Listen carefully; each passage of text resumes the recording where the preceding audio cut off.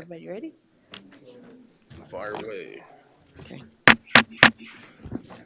Welcome to the September 20th, 2019 Board of Commissioner meeting. Please silence your cell phone, pagers, and other electronic communication devices. Agendas are located at the back of the chambers on the bookshelves. The commission now utilizes speaker request forms. If you'd like to speak on any item, please complete the speaker request form located in the bookshelves in the back of the chamber and return it to the Commission Office Manager Holly Hennies located on the lower right side of the dais. First, we'll have pledge or a moment of silent reflection and pledge of allegiance led by Highway Superintendent Joe Miller. Thank you.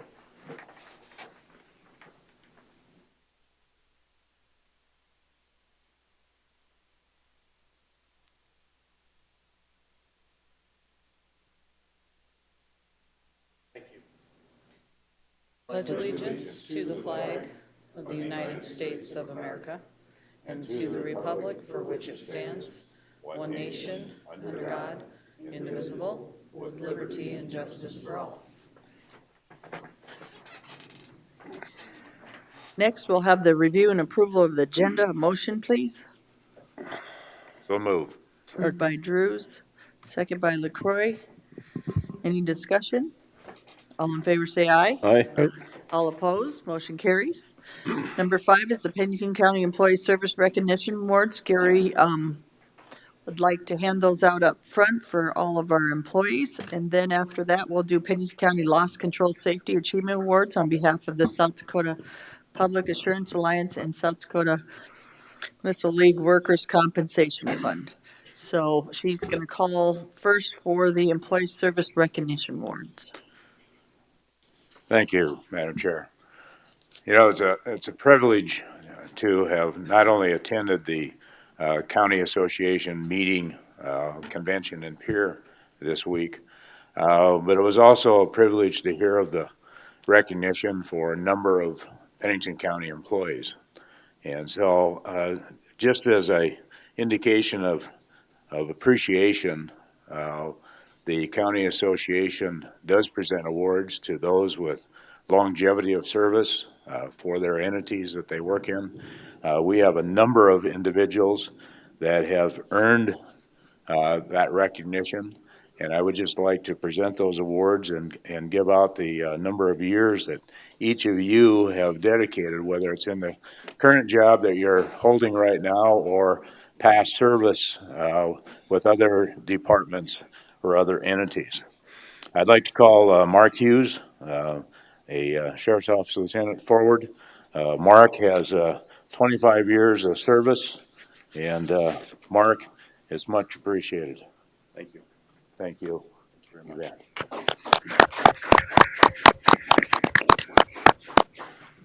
Also, with 25 years of service, we have Rochelle Radinsky, who's a legal secretary.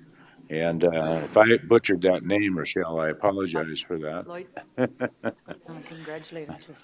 Also, 25 years of service. Rochelle? Thank you.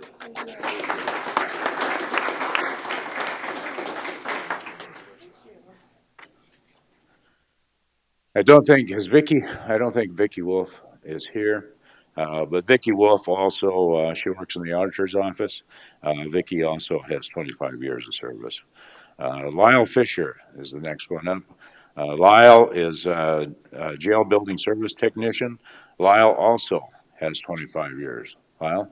Thank you. Appreciate it. You bet.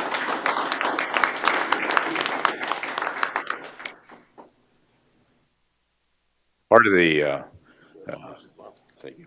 Part of it while we was in Pier is that these names continually flashed across the big screens in the convention center, making acknowledgement of it also. Dale Anders, Buildings and Grounds Custodian. Dale, another 25 years. Thank you, Dale.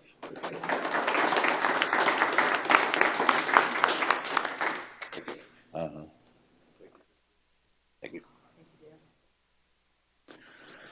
Don't think Linda Peterson is here. She's an accountant in equalization. Linda has 30 years of service.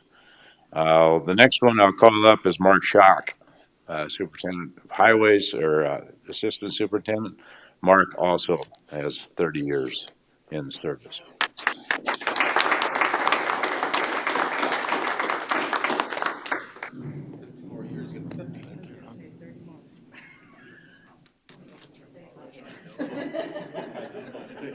That totals a lot of years of service when you just total it up for those few individuals.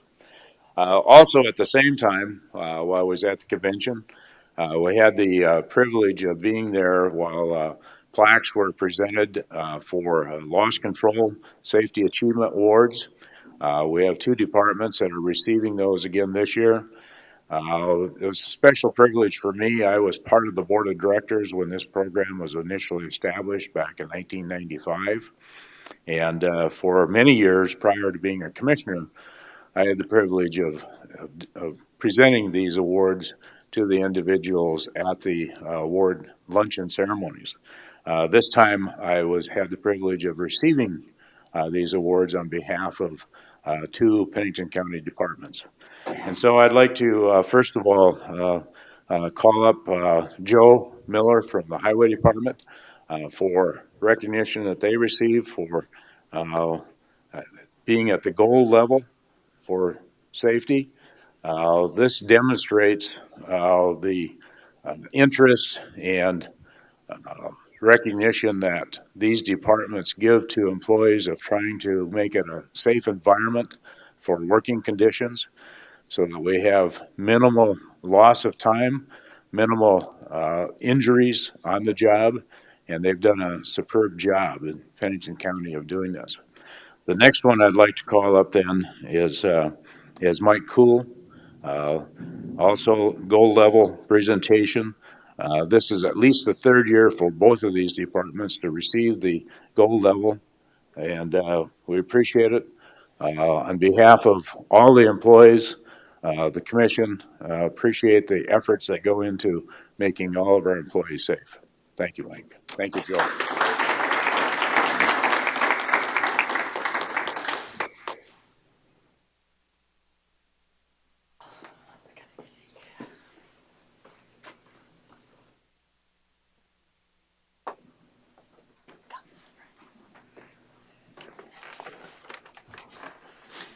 Thank you, Gary, and congratulations to the people that have received awards and our Pennington County employees that we appreciate very, very much. It's a lot of dedication, a lot of time with us, and we appreciate you a lot.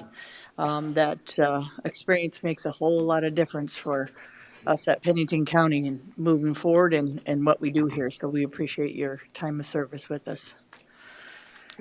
We're next, I would like a point of privilege. We did also receive an award. It's called the 2019 County Achievement Award. It's a big deal. It's a big deal for our counties and our state. Our care campus has won these awards in 2011 for crisis care, 2017 for Veterans Protocol Court, but also this year, the 2019, the care campus itself. That's a huge award. The award is, the projects are selected for an award must conform to at least one of the following statements. The achievement may utilize other counties or provide lessons for other counties to draw from. We do that. In fact, all of the criteria on here, this care campus has been above and beyond. The next achievement is highly innovative in nature. The project resulted in tangible benefits for the county or community, such as reduced costs, high efficiencies, and improved systems or services. The achievement required substantial initiative, leadership, and commitment. And our leadership at that time for the county commission, we believed in the campus, we believed in our staff, and it's made a huge difference for Pennington County and Rapid City and the surrounding areas. In fact, we have many people coming from counties and different states looking at our care campus. So it's a huge achievement. We couldn't have done it with without Barry Tice and his team of people that he works with every day. And I know Willie Wetchell. If you want to know a speech about the care campus, Willie is the man. But we couldn't have done it without you all. Team Pennington County and everything we do between the employees and our projects have been above and beyond, and we appreciate that. The care campus award, the County Achievement Award is up here, and these are the three awards. It's a big deal for us, so it's a big deal for our state and our county. Thank you all that made that happen. We appreciate you. Barry, would you like to come up and Willie, if we could, commission do the presentation?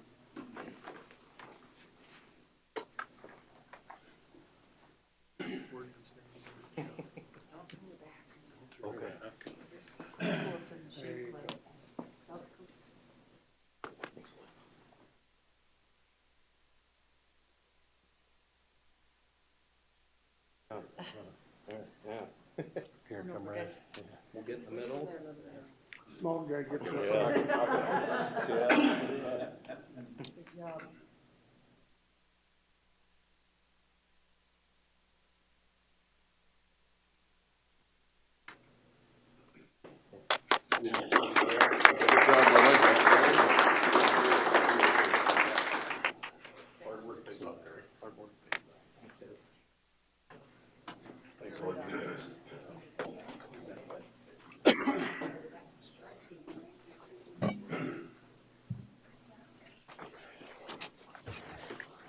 Commissioner LaCroy, point of privilege. Thank you, Madam Chair.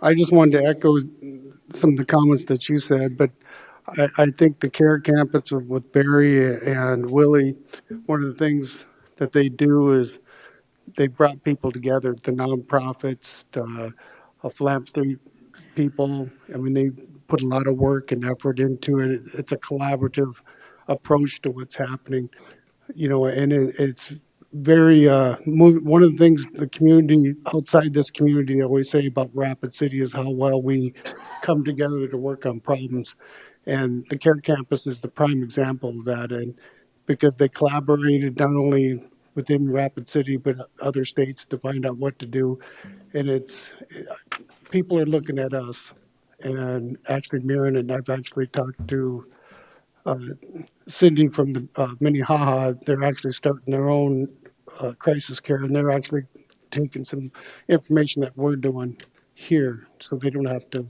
make so many steps. But I just wanted to express how much communication and work that comes from the community to get what's been done, and there's a lot of entities to be thankful for. Thank you, Lloyd. It's always an honor and privilege to be able to represent our employees there and in our projects, because you're just like, woohoo! So it's us again. So we appreciate it. We couldn't do it without, we accept the awards, but our employees and our staff do the work. So we are Team Pennington County, and we appreciate y'all. Thank you. Thank you, Lloyd. Next, we'll have consent agenda. Ms. Hawley, please. Good morning, Commissioners. For public notice, the Board of Commissioners uses a consent agenda to act on non-controversial and routine items. The consent agenda is acted upon by one motion and vote of the Board. Items may be removed from the consent agenda and placed on the regular agenda at the request of a board member or a citizen. Today's consent agenda contains the following items: approval of the minutes from the regular meeting of September 3rd, 2019. Number 8 is to postpone indefinitely a resolution to support the creation of a tax increment financing district in Hill City for the development of affordable housing. Number 9 is board approval and chair signature on the 2020 Community Development Block Grant application for additional rent and deposit assistance. Number 10 is approval of the Adopt a Highway application for a portion of Old Hill City Road by Black Hills Energy. And finally, number 11 is to recognize and thank the volunteers for the month of August 2019, submitted by Human Resources and the Fire Administrator. Thank you, Ms. Hawley. Is there anybody from the public who wish to remove any items 7 through 11? Is there any commissioners who would like to remove any items 7 through 11 on the consent agenda? If not, a motion, please. So move. Moved by Drews, Second. second by Roskinick. All in favor, say aye. Aye. All opposed, motion carries. Next, we're on regular agenda items 12 through 17. Number 12, to approve a solid waste or medical waste transportation facility, Rapid City Regional Hospital, I can't speak today, Bob Oliver. Sir, just state your name one more time, sir. I'm Bob Oliver. I'm a project manager for Regional Health, and I'm assigned to this project. I'll just get right into it. We're here to ask for a resolution so that we can operate a facility for processing and transferring medical waste and solid waste. Currently, we process this through a third party that's taken it out of the area and to an incinerator. In the past, we've owned an incinerator at Regional Health. That's long gone. Belches too much smoke and stuff in the air. And then we've had an autoclave, a steam autoclave. Takes way too much energy, and it is probably not the friendliest thing to be around when it's going. It is extremely smelly. Since then, that's when we started processing out of area. The system that we're looking for is a clean waste system. It's actually called Clean Waste. It's manufactured in North Dakota. It's the OMW 1000. It is a shredding, oxidizing system where they use ozone to oxidize the waste, to sterilize the waste, and then that ozone is in a closed system, so the ozone is then pulled out and converted back to oxygen. So our only leftover materials from this is oxygen and completely sterilized general trash waste. We process we generate up to 1.8 million pounds of general trash and regulated medical waste. And this would be a really sound, very environmental friendly method of handling it. It's popular in a lot of hospital systems throughout the United States, and it's becoming far, far more popular as it goes on. Takes only a little bit of electricity, some water to generate the ozone. We plan to do testing on a minimum of a monthly basis for the affidavit testing, so to make sure that all the bacteria is clean. The state DNR, the Department of Energy and Natural Resources, has asked that we initially do it weekly, and we would do that. We plan to follow every possible regulation, at least follow, and we're going to hope to exceed, to include the DOT for transporting the waste from our facilities to OSHA, U.S. Department of Agriculture, the South Dakota DNR, and any other requirements put onto us from the city, county, or state and federal. Thank you, Bob. So basically, on this, the South Dakota Department of Environmental and Natural Resources, in order to obtain a state permit for regulated medical waste treatment and transfer facility with vehicles located in Pennington County, they need a resolution from us. Correct. And that's what you're asking from us today, sir? Yes. Thank you. Madam Chair. Commissioner Drews. Mr. Oliver, when you end up with a byproduct of oxygen, it's got to be a pretty positive process, I would estimate. Did I understand you say that the general trash will also go through this system? At Rapid City Hospital only, we'll be running Okay. about 1.5 million pounds of general trash through it. We don't want to take any risk of medical waste getting out of our Okay. system. Very good. Thank you.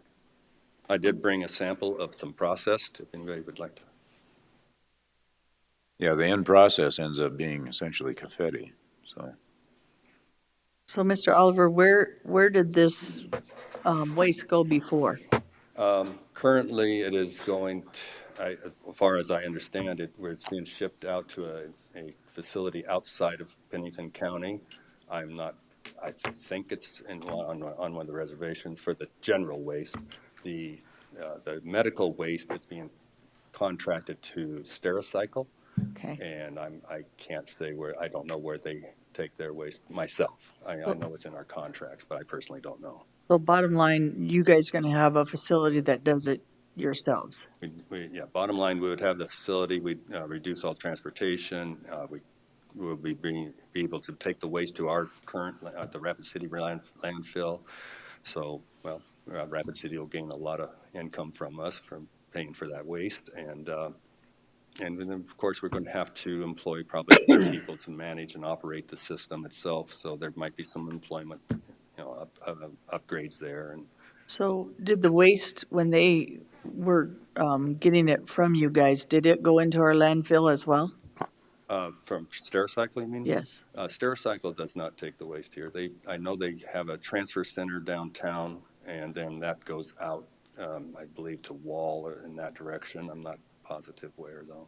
Okay. And is there a reason why they didn't take it to this landfill instead of Wall? They're taking it to I believe, to an incinerator. I'm not sure where their incinerator is located. Okay. Madam Chair. Commissioner LaCroy. I guess, Oliver, I just wanted to confirm that all the byproduct from the hospital is going to be going through this process, correct? I mean, so they still going to sort in the hospital themselves, sort it out, but it's all going to go through this process. For the Rapid City Hospital, we would like to run all of our general trash and all of the regulated medical waste, non-hazardous medical Non-hazardous. regulated. We can't run infectious waste and chemo products and stuff. That will still have to be contracted out to an incinerator. Okay. But otherwise, everything will go through that as much as possible. Okay, so you'll still be having to do some separating to, Yeah, and Okay. we're federally required to do that, and we have to be safe to the public. okay, that was my question. Thank you. Madam Chair, Commissioner Roskinek. Mr. Oliver, what's the life expectancy of that machine? I just spoke with the vendors yesterday about that, and we're looking at 25 to 30 years. Of course, there'll be maintenance and repairs throughout it. We are looking at us running that at least for 30 years. It's our plan, and then possibly longer. In the event the malfunctions and you need repairs, I assume that's going to be somebody coming in from out of state? Yes, we're setting up contracts with either Stericycle or some other vendor that does that type of work. So if we're down for more than 2 to 3 days, we can't be down that long. We don't have the storage facilities to carry it, so they would come in and haul away for us. We are also setting up for bad weather or any other kind of conditions, so that with one of our facilities we can't get to them to haul out their waste for a few days. They have enough supplies and stuff that they will be able to store it on site, and then we can collect it later. Sir. So if the machine breaks down, then there is a plan B to, Absolutely. okay, thank you. Any other discussion or motion? Madam Chair, I'd make a motion to approve the resolution and authorize the chair to sign. Second. Motion by Drew, second by Roskinek. Any other discussion? All in favor, say aye. Aye. All opposed, motion carries. Thank you, sir. Thank you. Next, we need a motion to go in executive session, contractual pending litigation per SDCL 1-25-2. So moved. Moved by Drews, Second. second by Roskinek. All in favor, say aye. Aye. Aye. All opposed, motion carries. Motion to come out of executive session, So moved. moved by LaCroy, Second. second by Drews. All in favor, say aye. Aye. Aye. All opposed, motion carries. First, we'll have the first motion, Madam Chair, Commissioner Drews. I'd make a motion to, relative to the bid openings on the stalling barn at the fairgrounds, to reject all bids opened on September 10th, 2019 in regard to the Pennington County Fairgrounds Stall Barn addition due to the failure of the Hill City Purveyor, an official legal newspaper of the county, to publish the advertisement for bids as required by South Dakota Codified Law 5-18A-14. Is there a second? Second. Motion by Drews, second by Roskinek. All in favor, say aye. Aye. Aye. All opposed, motion carries. Motion number 2. Commissioner LaCroy, would you like to read that? Motion 2 is to authorize Mike Cool, Director of Pennington County Buildings and Grounds, to re-advertise for bids on the Pennington County Fairgrounds Stall Barn addition. Is there a motion? Second.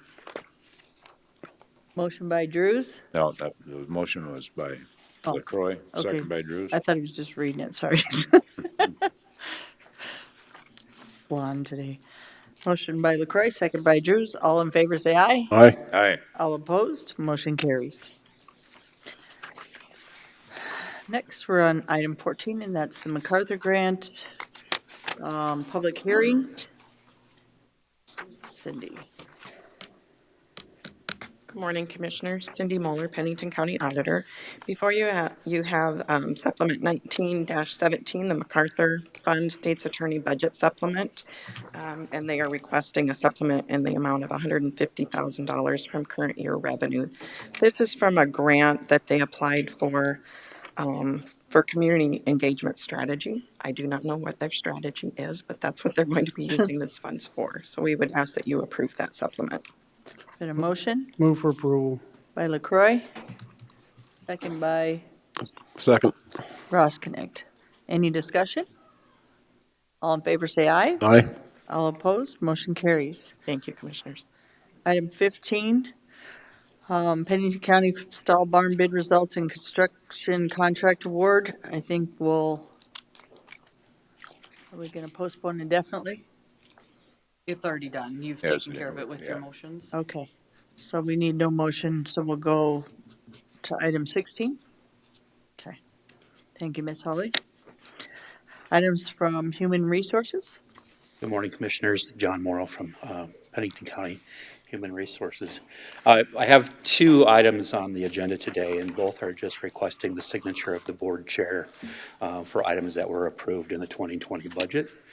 The signatures are required at this time so we can actually get the process started so that when we get to the new year of 2020, we'll have the software ready to go and ready to implement and be able to move forward. So the data is there in two different memos that explains the expense, but I'd stand for whatever questions you have. So John, Go ahead. you have, the agreement includes one-time cost of $5,000 for professional service to develop and install the program, as well as 20 fee of $14,685 for the program. The software will have annual licensing update fee, similar to the initial fee of, so it's $15,000 a year, basically? Yes, ma'am. So with our current NailGov software, it's approximately $12,000 a year for the base package. That's what we use for the entire county for the recruiting process and applicant tracking system. This is strictly for the performance management tool. Is $15,000 a year? Yes, And you built that into you just built that into your budget? yes, ma'am. Okay, thank you, sir. Madam Chair. Commissioner LaCroy. John, could you just, for the public's benefit, give us a brief executive summary of what these do for us? You bet. So what it'll actually do is gives us the ability to have a standard review process for the employees in the county, the administrative side, if you will. So it's licenses is actually for up to 400 employees for the administrative departments, which includes anything that's non-law enforcement. This is actually a database. It's a performance management tool. It includes all of the data with regard to employees, annual performance reviews, ongoing performance discussions through the course of the year, and then the department heads and or their designees in the department will also have visibility and access to that data. So as we go through the year, we can actually build upon whatever areas of opportunity exist as far as needs and or have any performance related discussions with regard to disciplinary actions and or just discussions on things where they hadn't been handled properly. All of those notes would be archived in this system. And then there's a dashboard that actually shows the percentage of completion in real time so that we can actually monitor the departments as they go through the course of the year as well. It'll also identify then areas that we can focus on as an HR department that we can help with training. So if there's certain aspects of our business that maybe are a little lacking, we can actually focus on those based upon the reporting from the system. One follow-up question. Recently, we're going through the wage study, and we've had a couple open meetings, and there were some different options. Is this program going to be compatible if we decide to change some of that structure around? And that's going to be included in the cost if something needs to be changed? Yes, sir. So this could be a standalone product. It's not reliant upon us using the recruiting piece. This could be just a standalone around the performance management tools. You bet. Thank you. What if we wanted to cancel it, John? If I remember right, this is actually a year-on-year program. There's not an automatic renewal. So this is something we'd have to agree to. There are increases every year, just as we do for the NeilGov Insight and OHC, which is the recruiting software package. Okay, because when I was looking at it, I didn't see that. It just said subscription for Perform shall commence on January 1st, 2020. The Perform annual subscription fee shall be invoiced on the subscription commencement date and every anniversary thereafter. Fees are due net 30 days. Yes, that's the same agreement that we have with our current software with NeilGov. So, so it's, This is okay. 1 year at a time with this program. Yes, ma'am. Thank you, sir. Do we have a motion or discussion? Madam Chair. John, is this the program that there's a gentleman here about 3 weeks ago put on a presentation? No, sir. That was actually our compensation review person from Gallagher. I think prior to that, OneGov or, Oh, that's completely separate from what Okay. this is. NeilGov is basically what used to be called governmentjobs.com. Okay. They changed the name as they kind of modernized, if you will. Our billing statement still says governmentjobs.com, so that was their base aspect of business, and they've expanded into other pieces now. okay, thank you. Yes, thank you. Okay. Any other discussion? How about a motion? I'll make the motion to approve. Do we have a second? I'll second. Second by Ross Connect. Any other discussion? All in favor say aye. Aye. Aye. All opposed? Motion carries. Thank you, Item Commissioners. B. So the second one we have on there is actually for the training platform through Relias. Relias is a familiar name, most likely. Our law enforcement side of the county actually has contracted with Relias for several years. They have purchased, if you will, the Skillsoft library as a separate company. They've actually made that part of the Relias family of companies. So this not only gives us access to the base competency information, but it also gives us the advanced leadership and management tools and different training modules, if you will, that used to be a standalone separate cost of anywhere between $95 to $200 per module. Those are included at no additional cost with this contract. So again, that's a little bit different from what the sheriff currently has. They have the Relias base package, and we'd have access again to the leadership development pieces. So again, it was something that we had discussed during the budget review cycle, seeking approval for the signature on the contract. This is a 6-year agreement. So this does require a renewal every 6 years. They have agreed to freeze the annual fees for the first 2 years so that there are no increases during those. But at any point after that, they could raise the annual fee up to a maximum of 3% per year for the remaining 4. Discussion. Madam Chair. Commissioner LaCroy. I supported this at budget time when it brought up because I believe it's a tool to be able to educate and give the employees opportunity to grow, because they can do their training online from home, any additional training that they may need to give them the opportunity. That was part of what I understood at budget time and why I supported it, and that's what I'm assuming that this is for. Yes, sir. And do you have, my next question, I guess, is, do you have a pretty good outline of what we need to have put into here to where, and to be able to communicate it to the employees that it's there and be able to? Yes, sir. No, I'm glad you asked that. So I've been in communication with the Relias contact extensively over the last several months. He and I will be speaking again on Monday to talk about that implementation process. Sandy, our HR generalist from the HR department, will actually be attending the Relias training seminar in San Antonio, leaving tomorrow afternoon, actually, and returning Wednesday night. She'll be fully certified. She's attending with Tony Vercio from the Sheriff's Department, and then also another gentleman from the Sheriff's Department. So they'll be fully vested, if you will, in the way the process works, the information we need to actually roll it out and implement it, as well as starting to work with that firm, the Relias firm, right now on the communication, the implementation, the reporting aspect. So to get full value out of the Relias program is going to require us to do some training also with the department managers, so they understand the content, they understand the reporting visibility that they have. That's one thing I'll say with both of these programs, the Relias training as well as the NeoGov. The reporting functionalities are amazing. The visibility that you have to progress being made, you're able to assign specific training modules to people and then follow up with them. It's a great tool. Just to follow up, Yes, sir. Madam Chair, thanks for clarifying this a little bit, but I think it also involves some standardized paperwork, that confidentialities that we need to assign yearly, Yes, sir. and keeps track of it to where you could look it up and bang, bang, bang. It's, you know, everybody's doing it and who, when they did it and so forth. And I think it's Yes, sir. probably valuable. It does do that as well. So all the compliance information, the recertifications, all of those things can be assigned to specific groups of employees or to all employees. You can actually pick the group, and then you can monitor to make sure that they've done that. And then it also retains all of that from an annual basis, so you have that history. Thank you. So, I'd move for approval. thank you, Mr. LaCroy, or Commissioner LaCroy. Do we have a second? Sorry. Second by Drews.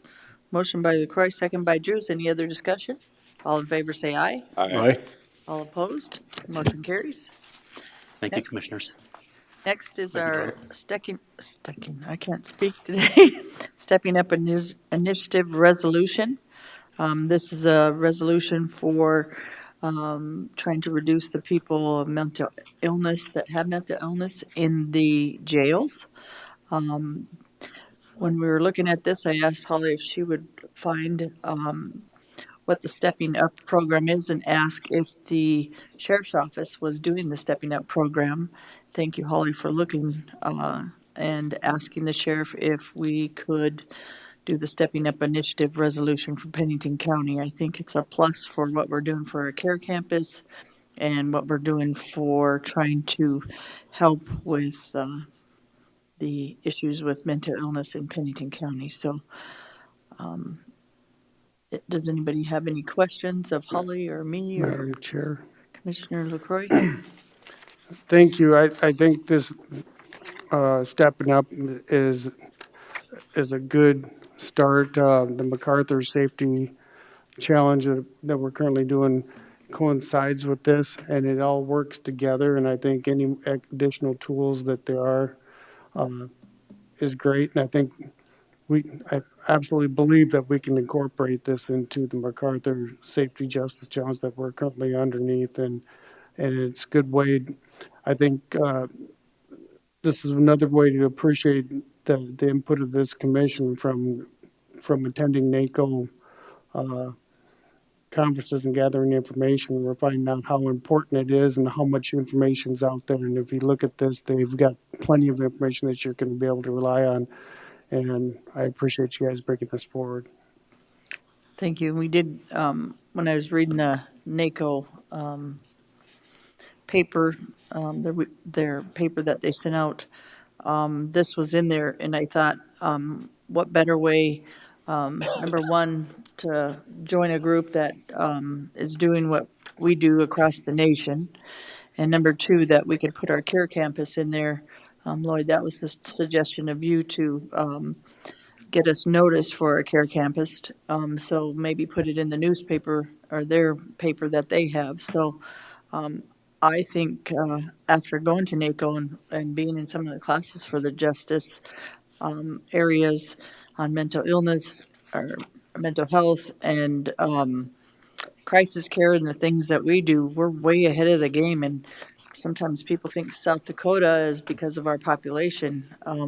We're kind of last on some things, but if you look in the NACO programs, we're amazingly way ahead of the game with our care campus and some of the things that we do in Pennington County, let alone our state. So I was very proud again, and you're honored to listen to people and what, they've had millions of people, and they've had a lot more money to do different programs than we have, but we are way ahead of that game. So when you're sitting there, you're like, oh my gosh, we're amazing. So it's pretty cool to be a commissioner or represent Pennington County at these conferences, whether it be the state that we're all there and the nation or the annual one for NACO. So bottom line is this program is one more step for us to move forward and show and help, hopefully, the rest of the counties in the United States how to move forward and actually anything that we might be missing, help us with that step as well. So pretty exciting. Madam Chair, Commissioner I Drews. would make a motion to approve the resolution to join the Stepping Up initiative with the National Association of Counties aimed at reducing the number of people with mental illness in jails. Second. Motion by Drews, second by LaCroy. Any other discussion? I Commissioner Drews. totally agree with both what you and Lloyd had to say relative to this. I see that according to the information, there's about 425 counties in this nation that have adopted this resolution at this point in time. But I think we also recognize that we are one of the leaders in this. Probably little to do with the commission, but a lot to do with others that have been putting these programs together on our behalf. So I thank them. Thank you. And I think you're right, Commissioner Drews. There's like 450 to 500 counties that are involved with this program. And it's not only just stepping up for reducing mental illness in the jails, there's many other stepping up programs in there that if you read, and again, if you read what they're doing, I think an article for the Care Campus and what we're doing is going to put us, and one of the top leaders in these counties of people coming to visit and see what we do best. So it's going to be pretty awesome. Madam Chair. Commissioner I LaCroix. just want to convey that, as Gary had said, we are doing this already. And I think the reason why we're a little behind on the NACO is because past commissions haven't been really involved with NACO, and this commission is progressive as far as educating themselves and learning more about it and looking for more resources. And I think that's why we're just getting there. And I just want to say how much I appreciate this commission for stepping up and looking for more education and pieces, because that is part of us to keep growing, and we'll be able to share what we've learned with these other counties through this NACO. Thank you, Commissioner LaCroix. So we do have a motion by Drew, second by LaCroix to accept the resolution for stepping up. All in favor, say aye. Aye. All opposed? Motion carries. We are ahead of the game on the 1030 Board of Adjustment and Planning. If that's okay, let's do number 19 and 20, committee reports and approval of the vouchers. That's okay? No. The board passed a policy in your bylaws that says the agenda has to go in order. The only thing you can take out of order is executive session.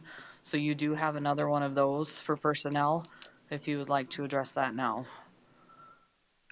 Board, are we okay going in executive session? Madam Chair, I'd make a motion we go to executive session. Second. Commissioner Drews, motion by Ross Connect.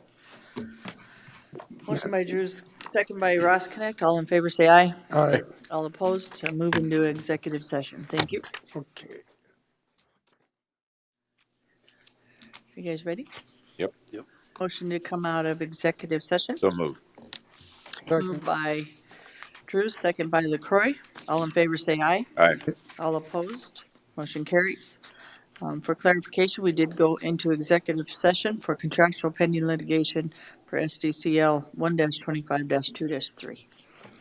Thank you. Now we are on Mr. PJ. Board of Adjustment, open. Move to go into the Board of Adjustments. Thank you, Lloyd. Motion to go into Board of Adjustment by LaCroix. Second. Second by Ross Connect. All in favor, say aye. Aye. All opposed? Motion carries. Item A, please. Thank you, Madam Chair. PJ Conover, Director of Planning Department. Item A is variance 1906 for Randall Wheaton, originally to reduce the front yard setback from 25 feet to 2 feet to bring an existing deck into compliance. It was continued at the July 2nd, 2019 Commissioners meeting because there were 4 commissioners. The applicant is also aware that there are 4 here today, and he's requesting a continuation to October 1st, 2019. Motion for a continuance to October 1st, first? So moved. First. Second. I got a headache, I apologize. Commissioner Drews made the motion, is there a second? Second. Second by Roskinick, all in favor say aye. Aye. Aye. All opposed, motion carries. Thank Item you. B. Good morning, Commissioners. Cassie Bolstead. Item B is also a variance that has been continued a couple times. This is variance 1904 to reduce the front yard setback from 5 feet to 0 feet for an on-premise sign. The applicant is Andrew Bussey. I did speak with Andrew this morning. He is still in the process of working with the DOT. He had a meeting with them last week regarding potentially the purchase of some additional property. So he's still working on this issue. At this point, he's thinking that in the next month or so, he might not even need this variance anymore, but he's requesting that this be continued just to ensure that those DOT trade agreements go through. So he's requesting that this be continued to the October 15th board meeting. So move. Moved by Drews, Second. second by LaCroy to continue till October 15th for item B. All in favor say aye. Aye. Aye. All opposed, motion carries. Thank you. Motion to come out of Board of Adjustment, So move. moved by Drews, Second. second by Roskinick, all in favor say aye. Aye. All opposed, motion carries. PJ, consent agenda, please. The Board of Commissioners uses a consent agenda to act on non-controversial and routine planning and zoning items quickly. The consent agenda is acted upon by one motion and vote of the board, and items may be removed from the consent agenda and placed on the regular agenda at the request of a board member or a citizen. The consent agenda for planning and zoning contains the following items. Item C, second reading of rezone 1912 and comprehensive plan amendment 1912 for Julie Benson Wilbur, and approval has been recommended. Item D, Major Plan Unit Development Amendment Review 1701 for Karen Moore, and approval has been recommended. No other items. Thank you, PJ. Is there anyone from the public who wishes to speak on item C and D? If not, is there any commissioner that would like to speak on item C and D in the consent agenda for planning? If not, a motion, please. Motion to approve. Motion by Roskinick, Second. second by Drews. All in favor say aye. Aye. Aye. All opposed, motion carries. Regular agenda items, please. Thank you. Thank you, PJ. Item E. Cassie Bolstead again. Item E is layout plat 1926. This is a request to create lots A and B of Naughty Pine subdivision. The applicant is Will Parsons. He is in the audience here today if you have any questions for him. As this property exists today, it is zoned limited agriculture district, currently consists of 11.64 acres and contains a single-family residence, a detached garage, and an on-site wastewater treatment system. What he's wanting to do is break this lot into two. Lot A would be approximately 8.64 acres, and Lot B would be about 3 acres. Lot A would be the one that would contain all the existing structures. Lot B, according to the applicant, would be sold to the neighboring property owner to the south. This was routed through the interdepartmental review process. Nothing of significant concern came back. You guys have seen this property before. In 2017. Mr. Parsons did attempt to subdivide this property into 3 lots. At that time, the proposal for the 3 lots was so that the 3 lots could be sold and developed separately. In January 2017, he had applied for his minor plat. He had received approval of a layout plat, but then in February, he was denied a variance for lot size, so he ended up withdrawing that plat. Now he's coming back with 2 lots instead of 3 lots, and Lot B is not being developed, correct, Will? Okay, Lot B is not being developed at this time. Lot A is already developed. And so for the purposes of a layout plat, staff does not find any significant issues with this request, and staff and the Planning Commission recommended approval of layout plat 1926 with 8 conditions. Thank you, Ms. Cassie. Do we have discussion board or motion?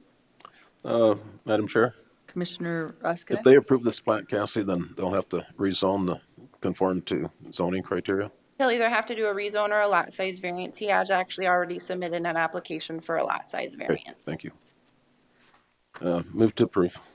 Moved by Ross Connect, Second. second by LaCroy. All in favor, say aye. Aye. Aye. All opposed, motion carries. Thank you. Thank you. Item F, please. And we do have two speaker requests board on this, but PJ will have the information first, please. Sure, thank you. The item before you is vacation of section line 1902. You don't really see too many of these. This is from Dan Detweiler and for the owners of Reno Gold Storage. The applicant is requesting to vacate approximately 550 square feet of the section line. Weird. It's okay? Okay. Oh, he's on the phone. Okay, got it. All right. Per the applicant, the section line currently restricts the development and uses nearly 2 acres of usable property. Currently, the property is used as a storage unit facility, has a conditional use permit that started back in 2000. I Sorry. don't mean to interrupt. I think the phone person needs to mute, put on mute so then we don't get that echo when they're calling in. Yeah, you're echoing. Yeah. Sorry, PJ. No, it's okay. Sir, can you hear us on the phone? Yes, it's not great, but I can hear. Okay, can you put your phone on mute, please? We're getting a lot of feedback. Sure, just one moment. Thank you, sir. Okay, try again, PJ. No problem. Just I'll start back a little bit here. Okay. Yep. So the applicant is requesting to vacate approximately 550 square feet from the subject property. And per the applicant, the section line currently restricts the development of nearly 2 acres on the property itself. The requested vacation of the section line is pictured here through this engineer's drawing. The property is currently zoned Highway Service District. It's just under 8 acres. There's no special flood hazard area on the property. There's a conditional use permit that was started in 1996 and another in 2015 for storage units on the property. There have been no complaints that we are aware of on this property since its operation in 1996. With the applicant's request came the requirement to meet state statute for a vacation of a section line because it is considered a public right-of-way. Per statute 3136, the applicant had to obtain 417 signatures and have them verified by the county auditor's department. On August 14th of this year, the county auditor, deputy auditor verified the number of signatures, and the applicant was able to apply for the vacation of section line here before you today. With this, it was routed to the interdepartmental review. No items of note came back. The only item to mention, really, it's not negative, came from Black Hills Power, is that they were just concerned about their utility right-of-way. But as you can see on this plat, which isn't the final one, this is the one, on this exhibit, the utility easement is going to remain as 8 feet along that property line, and Black Hills Electric is fine with that, doesn't have any concerns. The main concern that staff has to look at when someone is looking to vacate a section line is that access to public lands is still maintained and still allowed because that's what section lines do. Because of what this property is surrounded with, it does not provide direct access to public lands. And there is ample opportunity for the public to access public lands if this was vacated, as other section lines still exist in this area. So with that, staff would recommend approval of vacation of section line 1902 with 2 conditions. Thank you, BJ. You're welcome. Do we have the applicant here today? On the phone. Is he on the phone? Okay. Sir, can you unmute your phone and then go ahead and speak? And your name, sir? Dan? Yes, my name's Dan Detweiler, and I am the applicant. Sir, can you tell us why you need the vacation of section line and just some information for the board? Yeah, so we purchased the property about a year ago and found that about 2 acres of our land is virtually unusable. No permanent structures can be placed in the area of the section line. And it's our intention to expand our business, which will include probably options for outdoor storage, covered storage of RVs, boats, this type of thing, in the area that's currently unusable because of the section line. So in general sense, we're just trying to regain use of that land. It does cover, ultimately, it makes about 2 acres of land not worthless, but of little utility. So we're trying to solve that problem with this application. Thank you. Board, do we have any questions for Mr. Ditweiler? No? Okay. I got a question for PJ, Madam Chair. Okay. PJ, not only can you not build anything permanent in that section line right away, but then if you do build something permanent, you have to be back another 25 feet? Right. For So setback? section line is 33 feet on either side of center. And in addition to that, the county ordinance requires an additional 25 feet outside of that 33. So you're looking at an entire width of 116 feet That of cannot be unusable. Without, Right. yeah, special I- permits would be needed to get in there. I appraised this property 2 or 3 years ago, and in my report, I noted that the section line, when I did my highest and best use, that the existence of that section line definitely hampered the property, and if you can legally vacate it, that was my suggestion in my report, just as long as we follow the proper criteria. The other question was, when you vacate a section line, do you have to notify neighbors within a certain distance, like No, sir. other? No, sir, just get the signatures of 1% of the last gubernatorial Okay. election. That's all I had. Thank you. We do have a couple speaker requests. John Henderson first, please.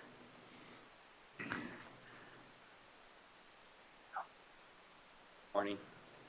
Thank you for the opportunity to speak, and thank you for your service to the public. My name is John Henderson. I'm manager of a family partnership known as Cross Sabers LLLP. It's a Henderson family's property. Section line surveys to provide access to develop the continent continue to crisscross America, just as planned by the founding fathers. We, Cross Sabers, oppose closing any section line closure, but particularly we oppose this one. From a personal standpoint, that section line is the only legal access that we have to the piece of property which is east of the Mickelson Trail. And if the Mickelson Trail is public property, then closing the section line would deny public access to the Mickelson Trail. Furthermore, that section line is our only legal and frankly our only physical access to our property. Closing it would deny us the use of that property other than agricultural purposes, which is how it's zoned now. Now, we could never develop it. Not that I don't think in my generation it'll ever be developed, but we have several investors who want to build a golf course on that property. If that section line is closed, we're denied access to the property. We got no notices. Now, I understand supposedly legally we don't have to be notified. The only way I found out about it was in a little tiny blurb in the Prevailer. It's the only notice we got. So we haven't had time to really prepare for this. So I don't know if the petitioner didn't have to, put up the sign, the green signs or whatever, notify adjoining landowners, or even have the decency as a neighbor to notify them, come knock on the door and say, talk to us about it. But in any event, we adamantly oppose this closure. I don't know if the legal surveys are done. Mr. Roskinek might have a better idea of that if he's already done an appraisal on it, if the legal surveys have been done. Now, I know there's been some building going on there, and I don't know if that meets the 66-foot wide plus the 25-foot setbacks, but the new buildings, perhaps, I don't even know if they were permitted. Maybe they have been. Then, I don't know what the need for this is. Whoever the petitioner is, whom I've never met, has all that property to the south of it. If they want to expand their business, they have all that open property to the south of it, rather than encroaching to the north and entering the section line or vacating the section line. There's all kinds of room for expansion in the other direction. So why go into the public property and take the public's property away and our personal access to our property if they can expand going to the south? That's what this is about. They have a right to do it on their own property, whatever they want. But to expand it onto what's public property because it's a section line, and then it also is our access, which is why they, way back in the founding of our country, established these section line surveys so that the land could be developed and used and have access. I don't see any reason that it's necessary, and I don't know that it meets any state laws. But if it comes to that, we'll find out. So, PJ, can I ask you something? They're not vacating the whole 66 feet, they're vacating his half, right? No, 33 feet. no, ma'am. They're vacating the whole section line. They're requesting to vacate the section line on their property. This is new information to us. We didn't understand or been told that anybody took access off this section line. So if there's something I that can we, put- but if we're looking for possible continuation, so staff can discuss with the neighbors, if that's something the commission wants to do and the applicant is okay with that, we're okay. This is just new information to us. Okay, Madam so, Chair. hold on just a sec. Commissioner Roskett. So, John, Mr. Henderson, you saw this in the newspaper, but I understand you didn't talk to the applicant, but you didn't call our planning department to No. ask? No, ma'am, I did not. Okay, so I guess if it was me and I saw it in the newspaper, I might talk to the neighbor, but if he didn't talk to me, I'd call face to face the people that are doing the vacating. Well, I believe that's why I'm here. Yes, and then talking to the planning department before you got here. I did not do that. Okay. I'm sorry, I did not Okay. do that. Perhaps I should have. No, you don't have to be sorry. I mean, sometimes you just think this is the process in which we do things, so Correct, that's what I thought. I appreciate that, Mr. Henderson. Commissioner Roskinet. PJ, can you blow that up just a little bit more, that GIS map? John, Yes, sir. is that property to the east then? Is that the property that you're talking about? Correct. That you don't have access? No, So right now, there's no way to access that property? the only thing that we can use the Mickelson Trail as agreed when the Game Fish and Parks established the Mickelson Trail. We can use the Mickelson Trail for agricultural purposes.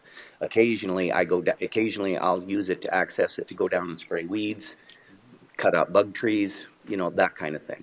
But as far as in the future, there is no legal access to it except that part.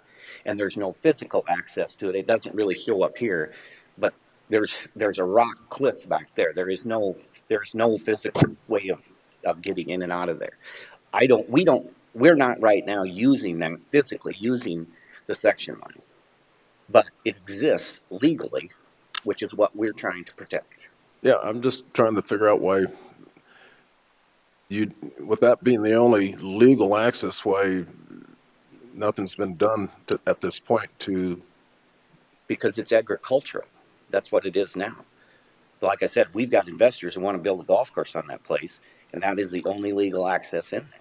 We've got other people, if we decided we wanted to develop it, then we have no legal access to that portion of property. Let's just assume that you got legal access.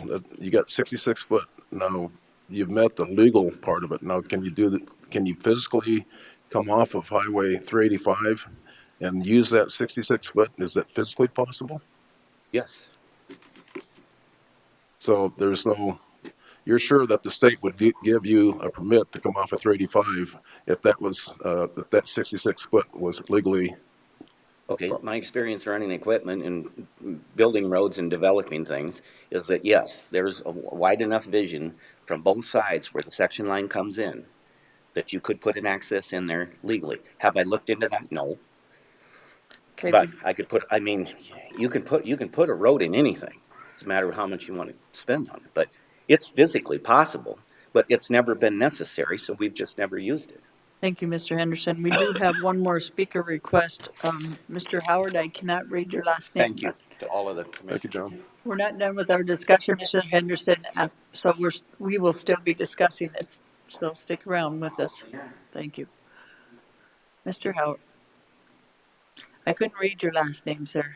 That's quite all right. The pronunciation itself is difficult. It's Eno. Eno? That's So your name's Howard Eno? Yep. Thank you. I remember. before, possibly. Okay, I own the property to the north, where we have the Silver Dollar. Okay, and Dan came and spoke to me a few months ago about the potential to vacate the section line, which is down the hill from us, literally down the hill from us. We're kind of on a cliff-like structure up there, and I just thought, oh, okay, sounds good, so on and so forth, you know. And I assumed, as in previous with the old Mr. Cruzy, the previous owner, that, you know, they did a building or they vacated section line, we'd be we'd like a public notice or whatever. And I've seen Dan here and there, and I haven't really caught up with him about it. We're kind of busy dealing with tours even still right now, so hadn't really come to mind lately. So what we have going on right now is there's a gate in our southeast corner, which is the trail access that our customers use, the hardcore bikers, the ones with the stretchy pants, you know, that ride up the hill and have dinner, and the horseback people that tie off in our backyard and whatnot use. Well, right now, if Hendersons need to get to the other side and avoid the trail use, especially when it's busy, they will come onto our property, and which you can kind of see a loop there on the property. That's kind of a road through the backyard. Well, that's it. 100 feet away from that, all the way around, is the edge of the hill. So half of our property is 30 feet lower than the up top part where the saloon is there. So there's kind of an access road that goes around, and you got to kind of drive all the way around the hill to the southeast corner to access the trail.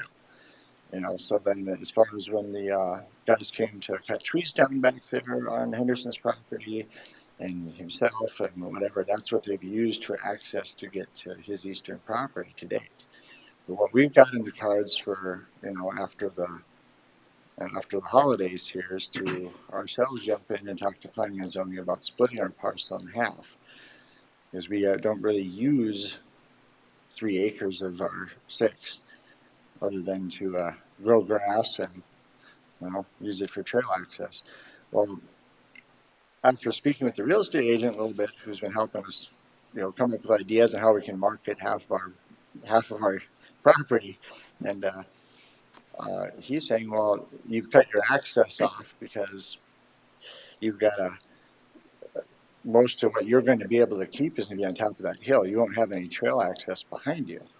And so what his suggestion was, well, you've got a section line down there you can utilize at some point if need be, because we'll still end up with an acre that's right up against the trail with our gate access.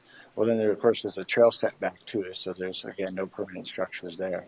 We're kind of surrounded on 4 sides, or 3 sides by that, you know, setback from highway, setback from trail, setback from section line. The section line, in my belief, up until seeing the survey more closely, was right along about middle of the hill between us and Reno Gulch Storage. So I'm kind of looking at it. I need to do a little bit more research to see how that affects us and our viability of our property. Because if we're to split our property, and say, well, where's your trail access? And you could walk all the way up to the backyard, and what's down there? And there's really no, you know, it's 30 feet down there. And like I said, right now they've been using, our gate's always open. So as far as the log trucks that came through and went and cut trees down on Henderson's, that was their access. So that access to us would be valuable as a potential business asset when we do sell, because we've got about 5 more years, which makes 25 in my industry, and I need to retire. So I'd really like to retain some property value there. So that is a concern for us at this point, and to look at continuance so we can possibly have our own survey done to see where we're going to be at in the future here. Thank you, Mr. Eno. Any questions? Madam Chair, yeah, I didn't realize that there's no access to John's property. And section lines have been vacated in the Black Hills for years. Mm-hmm. And normally when they vacate them, it's because the topography is such that there's no way it would be financially feasible to develop a road. But if we continue this, I would hope that you could show us that if that is vacated, that you can actually get physical access off of 385 and that the state would allow an approach, because with that being said, then this is a different matter. It does change. It does. I did get on a Rapid Map GIS. I did fight with the printer, but I think I called you at almost 9 o'clock last night. My apologies, but I thought I better give him a call quick. And I played with that a little bit to see if I could maybe print something out or put something together to get a better line on that. And I didn't. I wasn't 100% sure of how accurate some of those lines were on Rapid GIS. You know, based on the survey that the neighbors just did, it's probably more accurate than I think it is. We had a couple stakes put in 10 years ago when we bought our property to Yes, sir. get an idea, I, but I think the suggestion, it keeps coming up, that maybe we continue this. Board, are you thinking same thing, or what are you thinking? Madam Chair, I'm on board with that because I plan on going up in that area today anyhow, and I'd like to take a good view. And I think they need to have some discussions with PJ too. Okay, PJ? Yeah, if I could just have a minute, can I ask him a question real Yes, sir. quick? Okay, so the gate that's on your property, okay, and you own this property here, yes, and the last speaker, this and this property, he owns, and that's one tax parcel, correct? Yeah. So the access that's on your property, you said it was the southwest corner?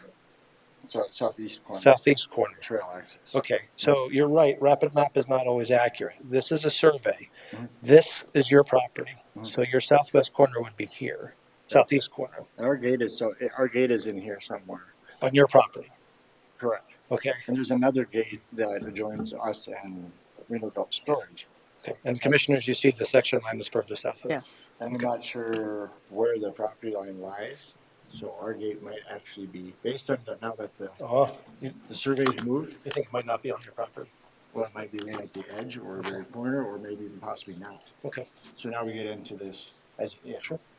As- yeah, okay, Okay, maybe thank you. extra time, yep. My initial GIS rapid map over the years, where I look at it, identify, survey, so on and so forth, previously I was mayor, we got into that. We looked at that and said, well, I'm looking at this online, and I'm looking at it physically, and trying to understand where we're at on it, so.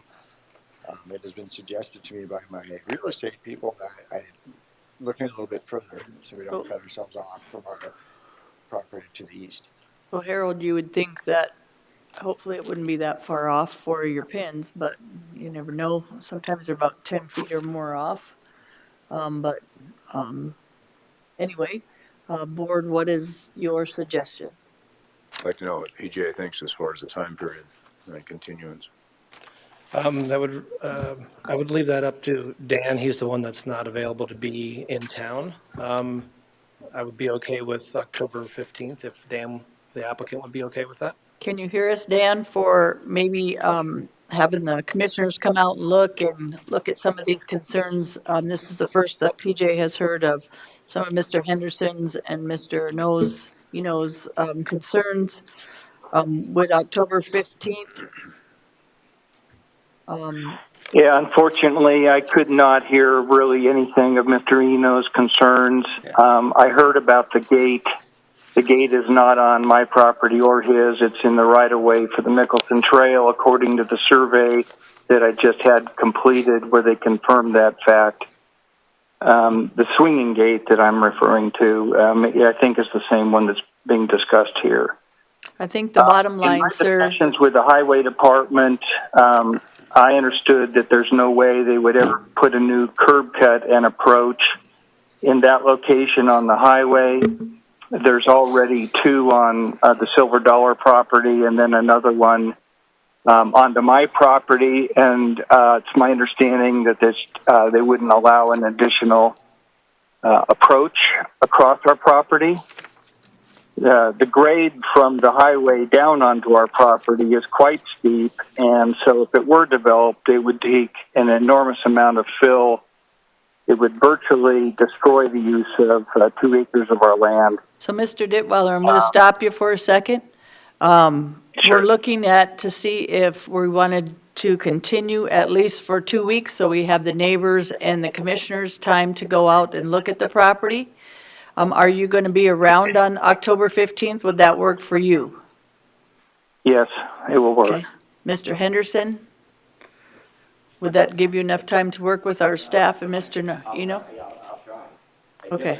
I guess I really need to know what it is exactly I need to do. Madam Chair. I'm not clear on the survey. I could, Bottom line is, that's why our staff is here, sir. Okay. And you can meet with him afterwards and give him your number. Okay. And then by that time, hopefully, PJ and Mr. Ditweiler and Mr. Eno and Mr. Henderson, you're all on the same page in the sense that you have the information you need to know to present to us. Okay. Okay, Fair enough. Madam Chair, What, Commissioner? Howie, I would suggest that you get a hold of South Dakota DOT, because I'd like to see a letter in support of that approach okay. by the 15th. That leads to my next question. So so by the 15th, I would have to be able to prove to you and the staff that that would be a developable road for development, right? That's Meet county- what it meet sounded county like. specs. It sounded earlier that it was not a problem.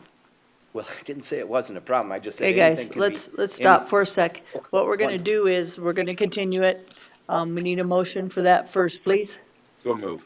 Moved by Drews, second by LaCroy. What's gonna happen is, PJ's gonna work with you, Mr. Henderson, and then you can tell him, and he can tell you all the things that need to happen with that, Mr. Eno and Mr. Henderson, with Mr. Ditweiler. Okay, Okay, thank you again. thank you. Okay. thank you. Item G, thank you, guys. Thank you, Mr. Ditweiler. We got a vote. Okay, We got a I'm motion and a sorry. second. We have a continuance till October 15th. Thank you, Commissioner LaCroy. All in favor, say aye. All right. All opposed, motion carries. Thank you. Good morning, Brittany Molitor. Item G is a request to waive Ordinance 14 standards within a section line right-of-way. There is a applicant's contractor, she is actually in the audience today for questions, from Site Work Specialist, is requesting to waive the requirements of Ordinance 14 for construction of a driveway within a section line right-of-way on behalf of Scott Human. The applicant is specifically requesting to waive engineered road construction plan submittal to construct the road at a width of 16 feet in lieu of 24 feet and to allow greater than 4-to-1 side slopes due to topography. This section line is between section 7 and 8, next to the National Guard camp. Essentially, they are asking to cross that portion of the section line. What's your recommendation, Ms. Brittany? That will be item H. This recommendation is just, or this request is just to waive those requirements, the ordinance 14 requirements to cross the section line between 7 and 8. Okay. So we have a motion or discussion?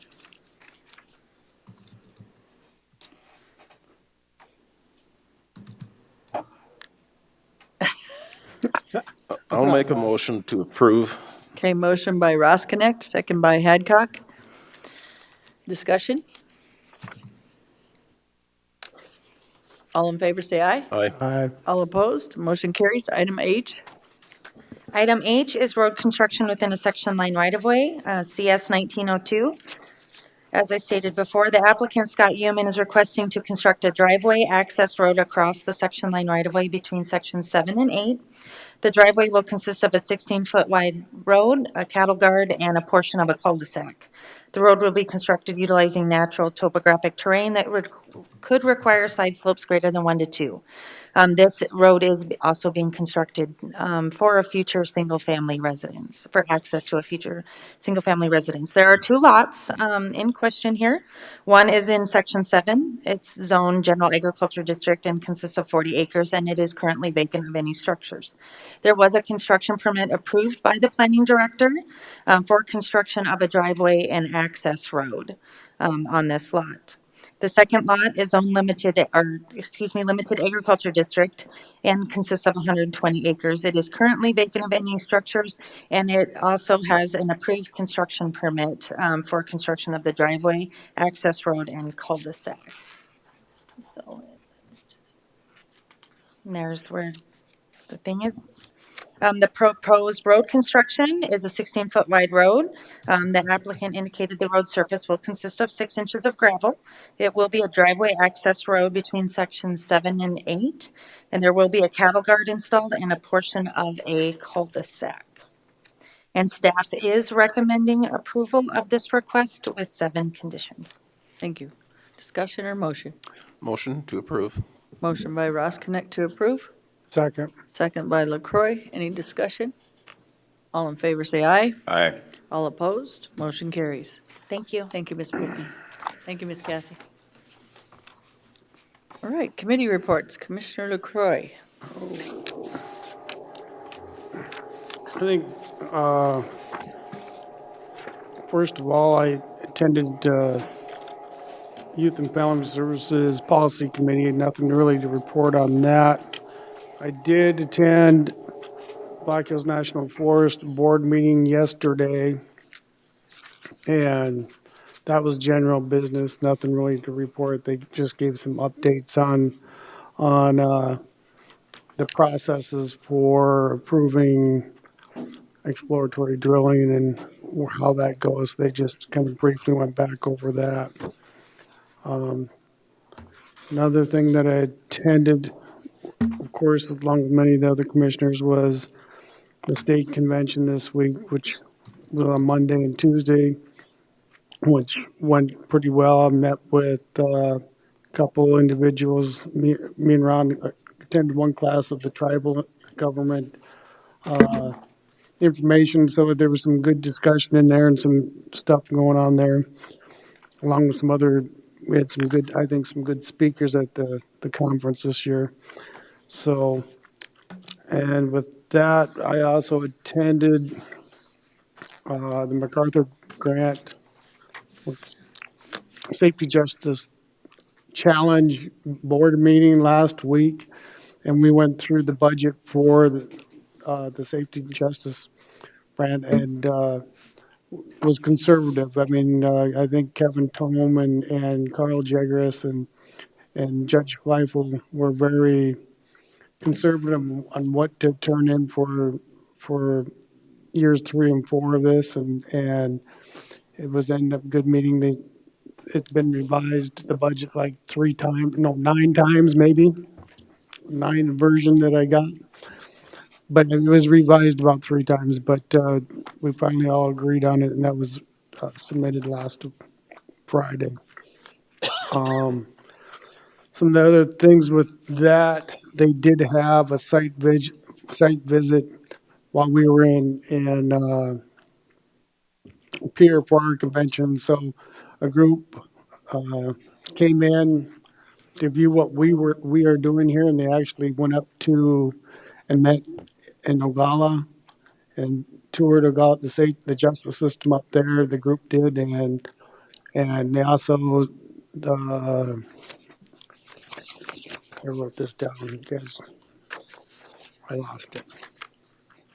Some of the stuff that we're doing here in our community. They toured around our town and our facility, and Tome and many of the other community leaders in our area were the tour guides and gave great explanations of what's happening. They also toured the care campus and so forth. So I wanted to go through that a little bit. Sorry I didn't get you all the details on that. That was a site visit from the Square One participants. So they actually came here to see what we're doing from the Safety Justice, tour what we were doing. That's why I was so expression earlier that we got people coming here to see what we're doing. And the other thing I attended was me and Gary both attended the South Dakota Hall of Fame on Saturday night, which was, I think, was a very good banquet to recognize some of our outstanding leaders here on our side of the river. We actually had 5. Helene Duhamel, his mother, we had Jim Skull, we had Lindell Peterson. I gave my book to you. Mr. Brown. And it's very impressive. One of the things I learned about it, this is the second time attending the South Dakota Hall of Fame. And what I find so intriguing is Greta Chapman's running it, South Dakota Hall of Fame. It's been about 4 years since I've been there, but it's grown so much. And some of the things that I learned from that's going on in our state. I did not know we had a cabinet company in this state that was producing $100 million a year income. Well, You know, I mean, we got some outstanding individuals doing some great things in our community, and on both sides of the state. And I think sometimes personally, I don't recognize some of them unless I go there. Just like Lloyd's Property years ago when I'd went, they'd recognize Lloyd's Properties for his outstanding work in Sioux Falls. I know being in Sioux Falls, I seen the signs everywhere, but I didn't know his story. And that's one good thing about that Hall of Fame is you get to meet a tremendous amount of people, get to see what's going on in our community, and you're able to share it. And they had some very good inspirational stories of the individuals themselves that I personally thought. So if you guys ever have a chance to go to that, it's well worth the $80 to join the banquet. It really is. And I actually got to sit with Ryan McFarland, and I had some good conversation. Ryan McFarland's with Strider Bikes, and so we had some good conversations with that too. I mean, what he's doing in our community. So with that, I'll pass. thank you, Lloyd. Ron? Madam Chair, well, we'll start with September the 11th. I attended the Pennington County Weed and Pest Tour. I don't think Scott could have picked a worse day. It rained, drizzled, and we got within 50 feet of a lightning strike.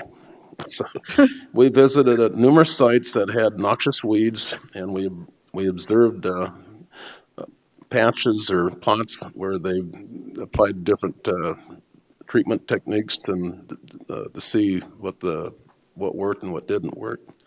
We visited Pactola Dam later that day, and we looked at the Tansy project. The dam tender was there, and his assistant, and they did a presentation of the history of Pactola Dam and answered any questions. Pactola Dam's got a lot of history and how that evolved in Deerfield and being the primary water source for Rapid City and Ellsworth Air Force Base. We went on to visit the Idlewild Mountain Road shaded field break, which Scott has done a tremendous job on that. Looked at a piece of equipment that the county bought, weed and pests, along with our DOT, and how by buying that piece of equipment, the county was able to do that work and literally paid off a substantial amount of that piece of equipment by doing the work ourselves instead of hiring subcontractors. Lastly, we visited the Baker Sawmill, which is where the lightning struck. On September 12th, I attended the CARE campus meeting, and it was suggested by me that we get two more members on that committee, one being someone with the United Sioux Tribe and someone with the Rapid City Regional Group, because I think that CARE campus takes a tremendous load off of the Rapid City Regional Hospital. Some of the statistics were 22,000 as of 8/31/19. There were 22,389 admissions. 85% of that was Native American or Alaska Native. Of that, 12,619 were self-admitted, which I thought was pretty impressive, far above their expectations. 2,789 were law enforcement admitted, and 289 were medically admitted. The total cost they project without the CARE campus would be estimated at about $836,000. The cost of the CARE campus relative to that is $206,000. So the total estimated cost savings is projected at with the CARE campus, once it gets up and stabilized, would be about estimated at $630,000. Then September the 16th and the 17th, Gary, Lloyd, Deb, and Gary, we attended the county convention. It was my first one. I wanted to kind of focus on ones that would be relative to bridge repair, because obviously we're dealing with a lot of malfunction bridges. So I went to the South Dakota, it's called Local Transportation Assistant Program. Greg Varba was the program director. He shared issues that they get calls on with relative to mortar grader training, chip seal, emergency road closures, grade raises. And he stressed the importance of larger counties, especially Pennington County, that we need to get on this wheel tax, because he said it's going to get worse before better with the condition of our bridges. And we did some brainstorming. If we're going to do the wheel tax, how do we, there's various ways to do that, and which ways might be most successful to get the general public to buy into that. Then I went to the property tax assessment. That was David Weiss was the speaker there from the Department of Revenue, and he expanded on some of the problems that with the various counties,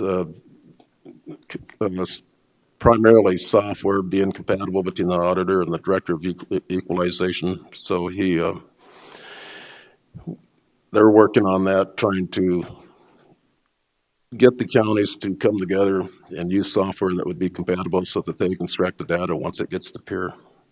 And then Lloyd and I attended the county and tribal government, where Wendell Yellowbull, he's the Ologolala Lakota County Commissioner. I thought he did a very good presentation. He indicated that the three primary, that on the reservation, the three primary things that they look at would be healthcare, land, and education. And he discussed methods whereby the county and tribal government can work together in problem solving.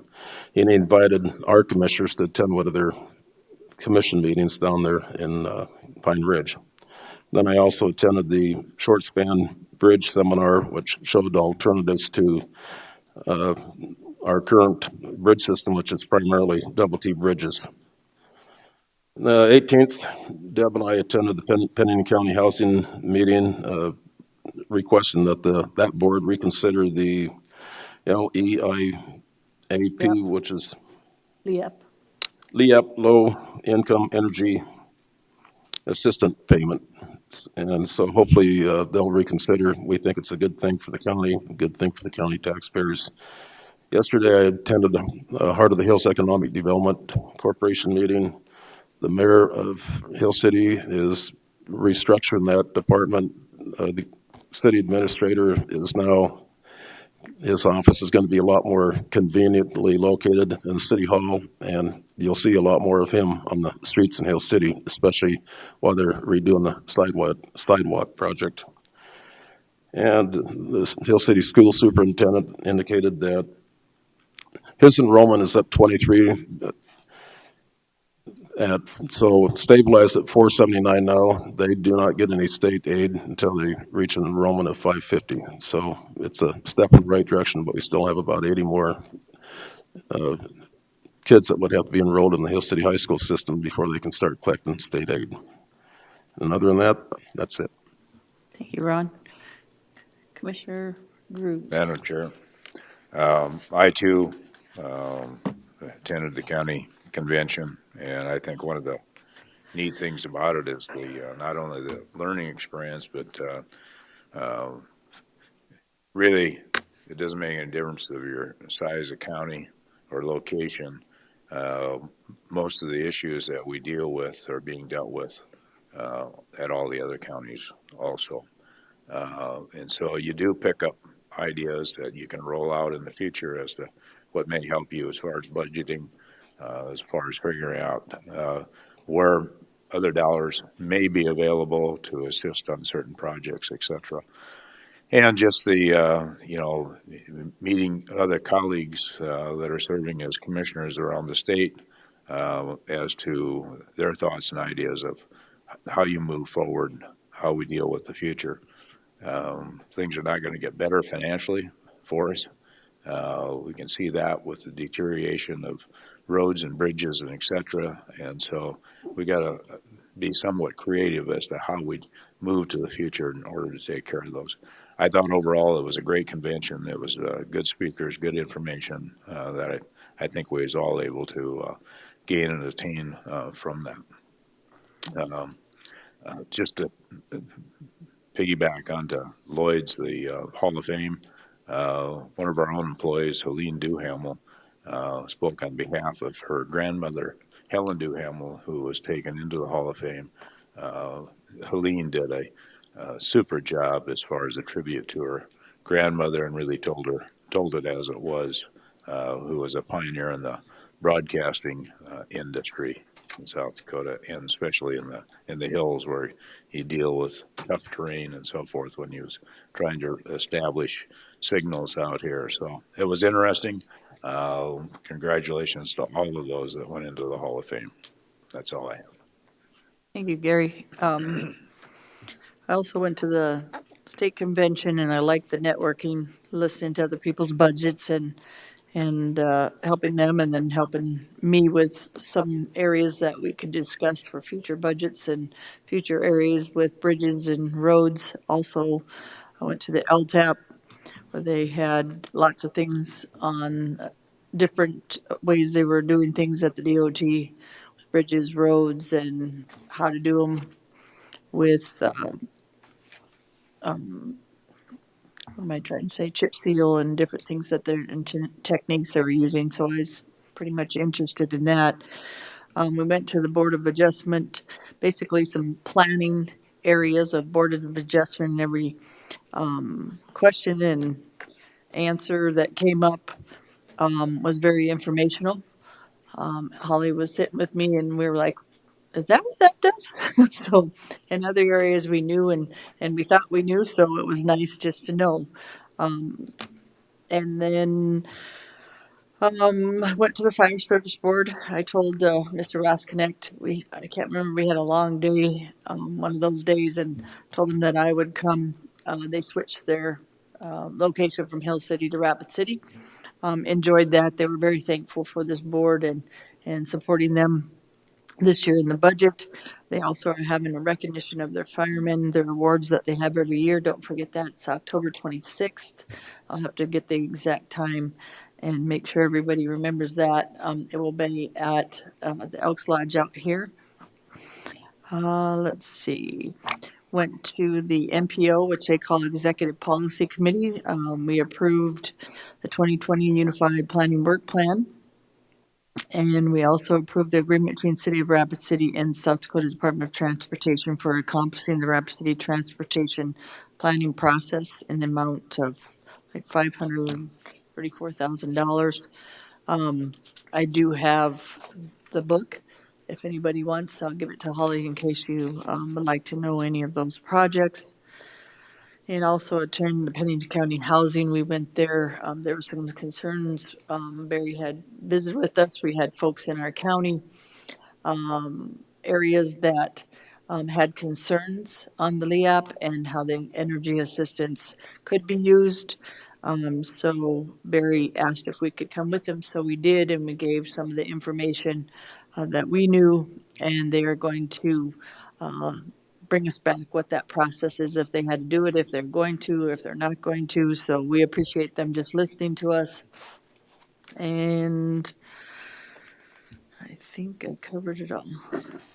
And hopefully, I think it would be a good idea if this board, if we could set up a meeting. We've been going to different areas and cities. Maybe we could go to see what Pine Ridge, their county or their commission meetings are like, and have some visits with them. I think would be pretty exciting, just to learn and watch somebody else at action. So that's all I have. Madam Chair, I just wanted to add something. I did bring back a book from the Hall of Fame that I gave to Holly that has all the stories of the inductees and so forth, and we're going to keep it at the front table by Joan's office. And I just wanted to echo one thing that I heard there. I think Gary remembers as Lindell was speaking. Part of the deal, they had to give a 5-minute speech on themselves or acceptance speech, and And once you started running a little bit long, they started playing piano music to tell you your time is up. And they had a couple inductees, Mr. Grothy, who was very long. Mr. Grothy was the photographer here in town, so he just continued on through it. And so Lindell was up right after him. And one of the things is Lindell was going through his whole speech. He was doing very well, and he kept going, "Where's the piano music?" I'm waiting for the piano music because I want to stop and then leave you all wondering about what I would have said. If I would have continued on. His humor was very good, and he looked good, and it was a very good event. But I just wanted to share that little last bit that his sense of humor Lindell had and shared with us. Thank you, Lloyd. Next, we'll have number 20, approval of the vouchers, 3,468,682.77. Move for approval. Moved by LaCroy, second by Drews. All in favor, say aye. Aye. All opposed, motion carries. Items from public. Jay, you're the public. You're the man. None. Next, we'll have executive session. This one will be personnel issue SDCL 1-25-2-1. Move we go to executive session. Move to go in executive session by Drews, Second. second by LaCroy. All in favor, say aye. Aye. All opposed, motion carries. Motion to come out of executive session So move. Second. by Drews, second by Ross Connect. All in favor, say aye. Aye. All opposed, motion carries. Give us just a second. Lloyd's talking with John for just a minute. Okay, Lloyd. We need a motion from you, Lloyd. Would make a motion to move the professional planners and planning zone department to a grade 17, step 25, effective the first pay period of October 2019. Second. A motion by LaCroy and a second by Ross Connect. Any discussion? All in favor, say aye. Aye. All opposed, motion carries. Motion to adjourn. So moved. Moved by LaCroy, Second. second by Ross Connect. All in favor, say aye. Aye. Aye. Aye. All opposed, motion carries.